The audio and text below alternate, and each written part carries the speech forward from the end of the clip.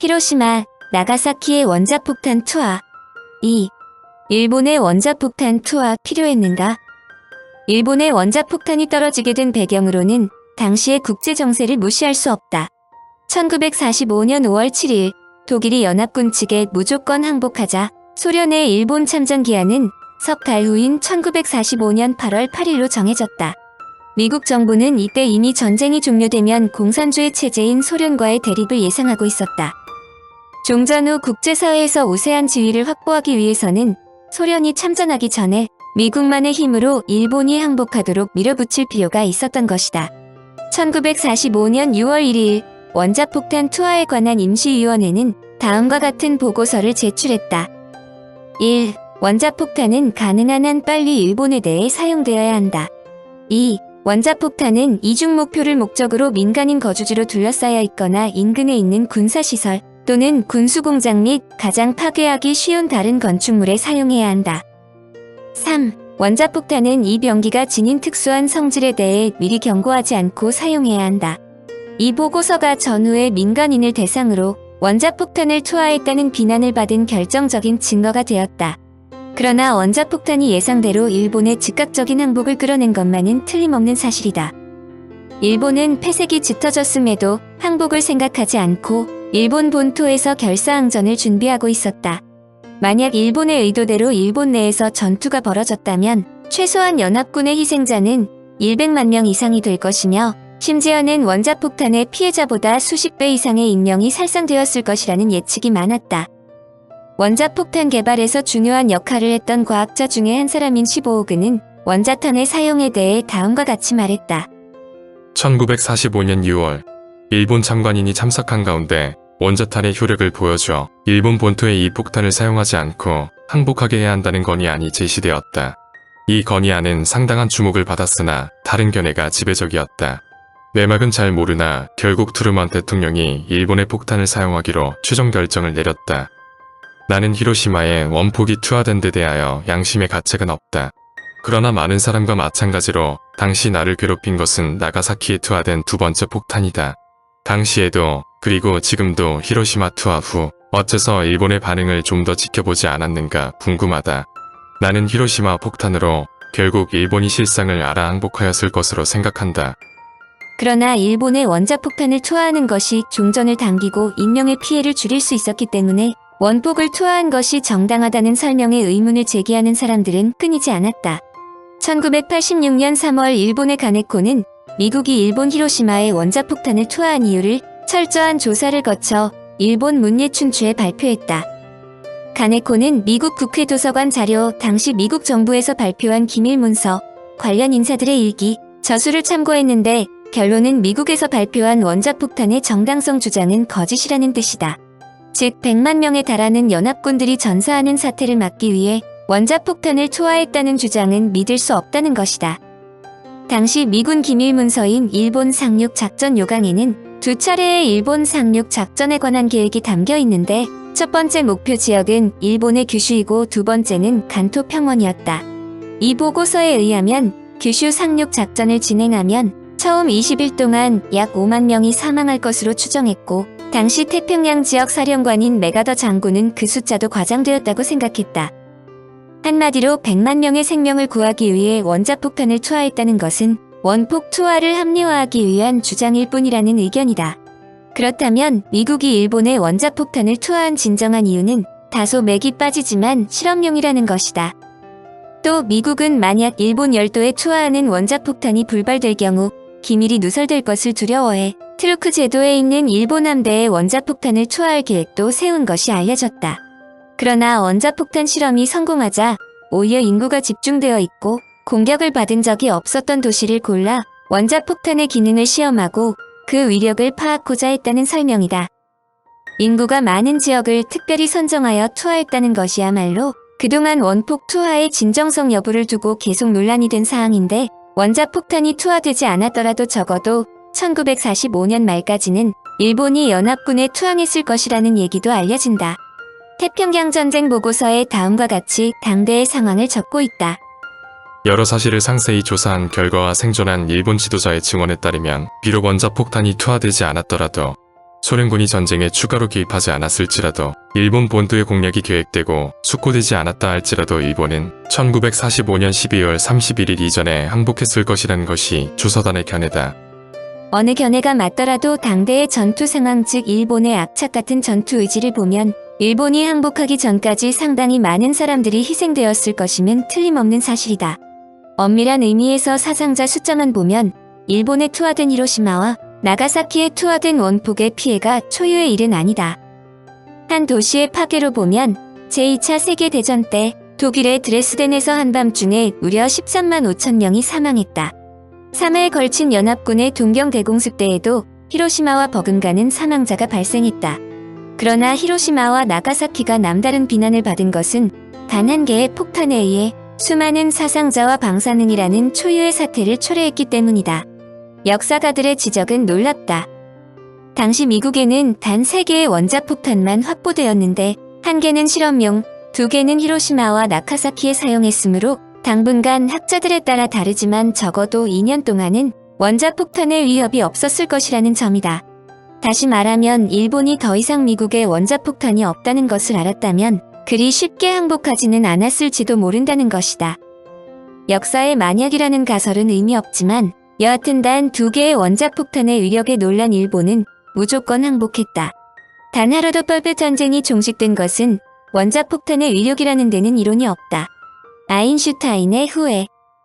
원자폭탄이라는 괴물이 결론적으로 더 많은 인명이 희생되는 것을 막아주었다는 점에는 많은 사람들이 동조하고 있다. 그러나 원자폭탄의 엄청난 파괴력에 놀란 학자들의 놀라움은 매우 컸다. 원자폭탄의 폭발력이 엄청나다는 것을 확인한 일부 과학자들은 고민하지 않을 수 없었다. 자신들이 만든 폭탄의 미래를 점쳐볼 수 있기 때문이다. 대표적인 사람이 독일에서 망명한 제임스 프랑크이다. 그는 질소비료를 만든 하버와 함께 독가스를 제조에 참여하기도 했다. 하버는 독가스와 같은 새로운 무기가 투입되면 전쟁이 금방 끝날 것이고 따라서 희생자도 줄일 수 있다고 말했다. 그러나 독가스는 전쟁을 빨리 끝내기는커녕 아무 죄도 없는 수많은 사람을 죽음으로 몰고 갔다. 바로 그와 같은 상황이 원자폭탄에 의해 일어날 수 있다는 것이 프랑크의 생각이었다. 그는 프랑크 보고서에서 핵무기에 대한 국제적 차원의 통제가 필요하다는 요지의 글로 원자탄을 전쟁에 투입하는 것을 반대했다. 프랑크를 중심으로 한 원자탄 투하 반대에도 불구하고 원자폭탄은 일본에 투하되었는데 그의 예견과는 달리 일본이 재빨리 항복했지만 무고한 수많은 사람들이 죽음의 사슬에서 벗어나지 못한 것은 사실이다. 원자폭탄 개발에 결정적인 이론을 제공한 아인슈타인은 이는 mc제곱으로 유도된 에너지가 실질적 용도가 있을 것으로 예상하지 않았다. 그러나 결국 자신도 원폭 개발에 적극적으로 참여한 정황이 되었고 일부 언론에서는 그를 사악한 예언자로 그리기도 했다. 물론 히로시마에 투하된 원자폭탄은 효율적인 폭탄은 아니었다. 5톤이나 나갔던 거대한 폭탄 속에는 순도 70%로 농축된 우라늄 235가 45kg이 포함되어 있었는데 실제로 핵분열을 한 것은 그 1%인 0.9kg에 지나지 않았다. 그러나 0.9kg밖에 되지 않는 우라늄의 핵분열 과정에서 나온 에너지가 도시 전체를 파괴하고 많은 사람을 살상했다는 것은 원자폭탄의 무서움을 알려주는데 오히려 큰 홍보거리가 되었다. 1946년 7월 1일자 타임의 표지에서 아인슈타인의 얼굴이 원자폭탄의 폭발 장면을 배경으로 우주의 파멸이라는 문구와 함께 실려있다. 프리드먼과 도네이는 전설과 시적 영감으로서의 아인슈타인에서 다정다감한 과학자가 현대의 프로메테우스가 되었다고 쓰고 있다. 히틀러와 같은 적에게 대항해야 한다는 강박관념에 의해 개발되었다고는 하지만 원자폭탄의 피해를 직접 알게 된 핵폭탄 제조에 참여한 학자들은 심한 동요를 일으켰으며 핵폭탄이 갖고 올 파장을 우려하여 더 이상의 원자폭탄 사용에 반대하기 시작했다. 독일이 원자폭탄을 만들어낼 능력이 없었다는 것을 알게 된 아인슈타인도 루스벨트의 원자폭탄 개발을 진언한 것을 후회했다. 1946년 아인슈타인은 1945년 발족된 국제연합에 보낸 공개장에서 원자무기의 사용 금지를 호소했다.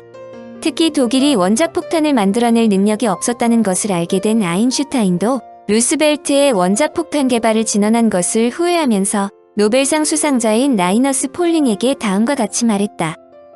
내 생애에서 저지른 가장 큰 실수는 루스벨트 대통령에게 원자폭탄을 만들라고 촉구하는 편지에 서명한 것이었네. 그는 또한 그래서 이렇게 썼다. 원자력의 해방은 우리의 사고방식을 제외한 모든 것을 바꾸어 버렸다. 우리는 현재 이와 같이 전례가 없는 파국의 위험 앞에 놓여 있다. 인류가 살아남으려면 인류는 새로운 방식으로 스스로의 본질적 여러 가지 문제를 생각해야 할 것이다. 미국의 핵폭탄 개발에 결정적인 역할을 한 보어도 원폭 개발에 관한 한 미국과 다른 생각을 갖고 있었다. 미국에 망명하면서 휠러와 함께 핵분열의 이론을 세워 핵폭탄 제조의 핵심을 제공했지만 그는 독일군이 핵폭탄을 먼저 개발할 우려가 있기 때문에 연구 결과를 비밀에 붙여야 한다는 일부 정책 기한자들의 주장에 대해 이의를 제기했다. 특히 당초 예상과는 달리 독일에서 원자폭탄을 만들 기술이 부족하다는 것을 알자 원자폭탄 개발에 반대하는데 적극적이었다. 그는 원자탄 개발 후 세계가 원자탄을 둘러싸고 어떻게 갈릴 것인지를 경고하며 1944년 처칠과 루즈벨트를 찾아갔다. 그러나 처칠의 반응은 지극히 냉담했고 루즈벨트는 동의하는 기미만 보였을 뿐 실질적인 조처는 취하지 않았다. 맨해튼 계획의 수정이 모두 수포로 돌아가자 보어는 핵개발 기술을 소련에도 알려주고 공동으로 기술을 관리함으로써 원폭의 무차별한 확산을 방지할 필요가 있다고 강조했다. 이것을 보어의 열린 세계라고 한다. 그러나 보어의 이 생각은 채택되지 않았고 결국 전쟁 후 세계는 핵개발 경쟁에 휩싸인다.